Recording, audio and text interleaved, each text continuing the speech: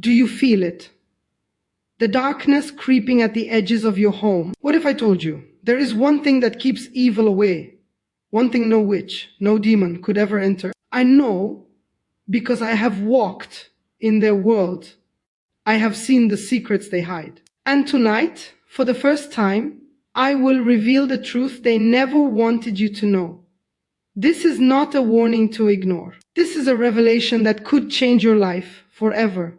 Are you ready to see what they fear the most? From the moment I stepped out of the shadows of the occult, I realized there was one undeniable truth. There are spiritual walls that evil simply cannot cross. You might think your home is safe because of locks, alarms, or security cameras. But the world of darkness operates on a level you cannot see, a realm where physical measures mean nothing. I remember the first time I tried to enter a home protected by this invisible force. I was confident, trained, experienced, but something stopped me. It was like an invisible barrier pressing against my chest, keeping me from crossing the threshold. No trickery worked. No charm could bypass it. The household was untouched, untouchable, and it terrified me. This is not superstition. This is spiritual law. There is one thing that disrupts every ritual, breaks every spell, and turns away the fiercest dark forces. It is the single strongest form of protection that exists, and it is not something you buy. It is not a physical object you place in your house. It is alive, it is powerful, and it aligns you directly with the forces of light. Think about your home right now. Do you feel safe? Or is there a heaviness lingering, subtle but real? The truth is, many people live surrounded by darkness and do not even know it. Demons, curses, and occult influences can infiltrate almost any home, but not homes with this one element. When present, darkness cannot touch you. It recoils, it trembles, it avoids. I have seen witches attempt to cast spells through walls, through windows, even through digital devices. Every method failed when this protection was in place. It is not just a defense, it is a declaration of authority. It says this house belongs to the light, and the darkness is forbidden. Many of you may be thinking, what is it? How can I make my home untouchable? That is what I am about to unfold. But first, you must understand the nature of the enemy. Darkness thrives on permission. It enters only where it is invited through fear, ignorance, or negligence. Once the protection is established, the enemy cannot breach it. The spiritual atmosphere shifts. Peace fills the space, and the unseen knows it cannot conquer you. I have met people who unknowingly gave demons access. One family, living in what appeared to be a normal home, experienced unexplainable chaos, strange accidents, nightly disturbances, and a pervasive sense of dread. But the moment the one thing I am revealing was placed in their house, everything changed. The presence, at once proud, freely retreated. The home became a sanctuary, and they could finally breathe without fear. You might dismiss this as luck or coincidence, but I assure you, the enemy does not retreat by chance. They flee because their power has been blocked. This one thing disrupts every plan of darkness. It is strategic, it is deliberate, and it is the single most effective shield you can possess in your spiritual life. Tonight, I am not asking you to take my word for it. I am inviting you to see for yourself. Open your eyes to what has been hidden. The protection I speak of is accessible to every believer, every seeker, every household. And the consequences of ignoring it are far more serious than you imagine. Because when darkness enters a home without resistance, it does not come quietly. It steals peace, it sows fear, it corrupts relationships, and it can even threaten the very lives of those inside. But when this protection is present, evil cannot stay. It bounces back, confused and powerless, leaving your home and your family untouched. The choice is clear. Will you allow darkness to infiltrate? Or will you claim this divine safeguard that no witch or demon can cross? I have walked in their world. I have seen the fear in their eyes when they encounter this barrier. And now it is your turn to understand it. Your home can be a fortress. Your family can be untouchable. But first, you must awaken to the truth. You must see what they fear. And you must act. Darkness does not respond to fear. Darkness responds to authority. This is something most people never understand. They think evil attacks the weak, the poor, the unlucky. That is not true. Darkness looks for permission. It looks for spiritual gaps. It looks for homes where authority is absent. When I was deep in the occult, we were trained to scan houses spiritually, not with eyes, with discernment taught by darkness. We could feel atmospheres. We could sense spiritual ownership. And there were homes we never touched, not because we were kind, not because we were afraid of people, but because we knew who ruled that house. You must understand this clearly. Every home has a spiritual head. Every home answers to a power. Either heaven governs it or something else does. The one thing we could never cross was not decoration. It was not ritual objects. It was not religious symbols without power. It was spiritual authority established and enforced. When authority was present, it felt like fire in the spirit realm. Pressure, resistance, a warning we dared not ignore. You may not feel powerful right now. You may feel ordinary, but darkness already knows what you carry when that authority is active. And it knows when it is not. I remember standing outside a house once, attempting to send oppression into it. The moment I tried, I felt exposed, not attacked, exposed. As if light had turned on and revealed me completely. I withdrew immediately. That home was sealed. Inside that house was not perfection. They had problems, financial stress, family struggles, but they had one thing darkness cannot tolerate: spiritual authority aligned with heaven.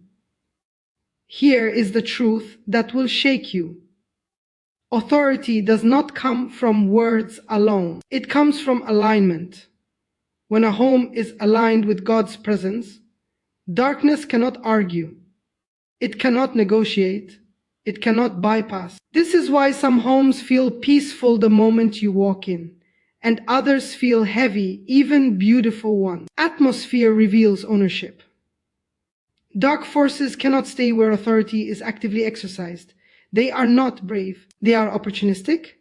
They retreat when resistance is absolute. You might be wondering why attacks increase in some homes. Nightmares, sudden arguments, unexplained fear, persistent heaviness. It is not random. It is reconnaissance. Darkness tests boundaries.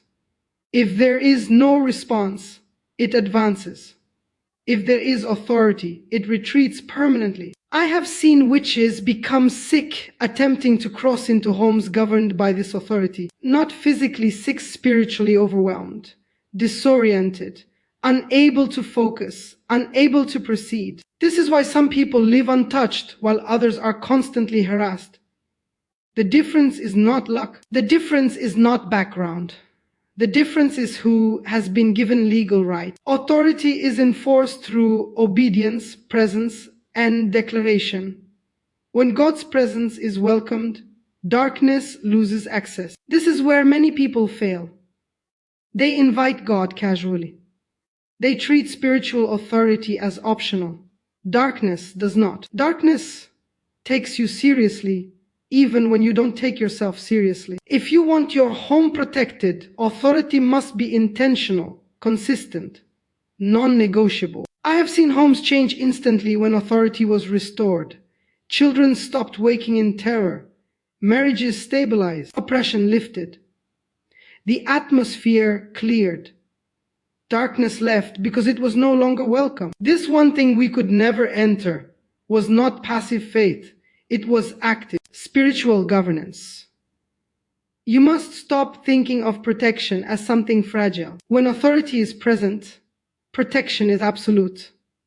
Your home becomes marked, recognized, avoided. Darkness spreads rumors in the spirit realm. It tells others where not to go. Homes under authority are blacklisted. You may feel small, but heaven backs authority fully. This is why witches fear homes governed by God, not because of people, but because of who stands behind them. And when authority is established, you don't fight darkness. Darkness flees before confrontation. This is not theory, this is experience.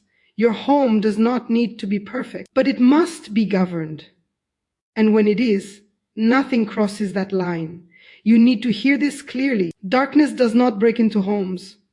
Darkness is invited. This is one of the most dangerous truths I ever learned in the occult. Evil does not need permission written on paper. It looks for spiritual doors left open through habits, compromises, and silence. Many people believe attacks happen randomly. They don't. Every infiltration follows access. When we targeted homes, we looked for cracks, fear, trauma, unforgiveness, persistent sin, objects tied to darkness, spoken words filled with death. These were not small things to us. They were entry points. And once access was granted, darkness did not rush in loudly. It settled quietly. It observed. It waited.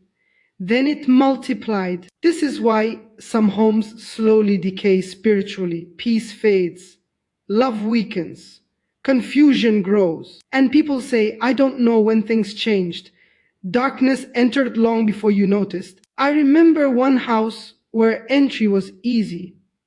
Arguments were constant. The atmosphere was hostile. No spiritual authority was exercised. We didn't need to force anything. We simply stepped in. But then I remember another house, similar size, similar people, similar struggles, completely different outcome. The moment we attempted entry, resistance slammed shut every door.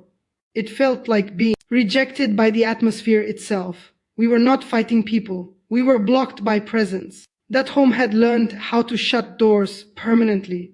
You must understand this. Removing darkness is not enough. Doors must be sealed. Many people pray for relief but leave access points open. They ask God to protect their home but continue tolerating what invites darkness inside. Darkness does not respect intentions. It respects boundaries. If fear is entertained, access remains. If bitterness is nurtured, access remains. If ungodly influences are welcomed, access remains. This is not condemnation. This is revelation. When authority is active, it exposes access points. It forces a decision. Either the door stays open or it is shut forever. I have seen people remove objects tied to darkness and instantly feel the atmosphere lift. Not emotionally, spiritually, as if something had finally left. I have seen homes change when words changed, when declarations replaced complaints, when worship replaced noise, when prayer replaced neglect. Darkness listens constantly. It feeds on agreement. But here is the part that terrifies the enemy. Once access is revoked and authority is enforced, darkness cannot return. Not later. Not secretly. Not through another person. Homes that are spiritually sealed become hostile territory for evil. I know this because we marked such homes. We warned others. We avoided them completely. Darkness hates permanence. This is why consistency matters. Authority is not a one-time event. It is a lifestyle, a posture, a decision renewed daily. When a home consistently honors God's presence, darkness does not test it. It knows better. You may ask why some attacks stop suddenly and never return. This is why. The door was closed and sealed. You may ask why some homes never experience disturbances at all. This is why. There was never an opening. Protection is not fragile, but access is dangerous. The moment you take responsibility for your spiritual environment, everything changes. Your home is not neutral ground. It is territory, and territory answers to authority. If you do not govern it, something else will attempt to. But when you do, darkness does not argue. It leaves permanently. This is the confession that changes everything. There was one thing we could never override. One thing no ritual could penetrate. One thing that shut us down instantly. It was not knowledge. It was not experience. It was the living presence of God actively established in a home. Not passive belief, not silent faith, but presence that was acknowledged, honored, and enforced. When God's presence ruled a home, it changed the atmosphere completely. It felt heavy to us, oppressive, like standing under judgment before a word was spoken. We could sense it immediately. The air itself resisted us. This is what most people misunderstand. God's presence is not symbolic, it is territorial. When invited and sustained, it claims ownership. That is the one thing we could never enter. Homes where God's presence was real were marked. They did not look special, they were not perfect, but they were alive spiritually. Worship had been offered there. Prayer had been spoken there. Authority had been exercised there. And darkness remembered. I remember one assignment where everything was prepared. Timing, focus, access point. But the moment we approached the house, everything collapsed. No entry, no influence, no foothold. We withdrew immediately. Inside that home, God was not a guest. He was the ruler. That is the difference. Many people invite God as a visitor. Darkness does not fear visitors. Darkness fears ownership. When God owns a home, His presence enforces boundaries without effort. You don't need to chase demons. You don't need to obsess over attacks. They cannot stay. God's presence is not quiet in the spirit realm. It is loud, commanding, final. This is why witches avoid praying homes. Not because prayer is noise, but because prayer hosts presence. This is why worship changes atmospheres. Not emotionally, but legally. This is why scripture spoken aloud shifts things instantly. It is authority being exercised. Homes that consistently host God's presence become spiritually toxic to darkness. They feel unbearable. I have seen demons refuse assignments to such homes, not because they were defeated, but because they knew they would be. God's presence does not negotiate, it dominates. This is what makes a home untouchable forever. Not perfection, not isolation, not fear-driven rituals. Presence. When God's presence is welcomed daily, darkness loses memory of that home. It is removed from their maps. You must understand this. God does not protect homes reluctantly. He protects what He is welcomed into fully. If your home feels heavy, it is not because God left. It is because His presence was not hosted intentionally. Hosting presence is a decision. It is consistency. It is alignment. And once established, it does not weaken, it strengthens. Darkness hates routine devotion. Darkness hates consistency. Darkness hates presence that does not fluctuate. This is why homes grounded in God's presence experience peace, even during chaos. Storms may come, but intrusion does not. That is the truth we were never allowed to say. And now you know it. Now you understand why some homes are never touched. Now you know what darkness fears and avoids. Your home is not defenseless unless you abandon authority. Stand firm. Establish presence. Govern your territory. You do not fight from fear, you rule from authority. Let your home be marked, sealed, and recognized by heaven. Darkness will not enter what God fully owns.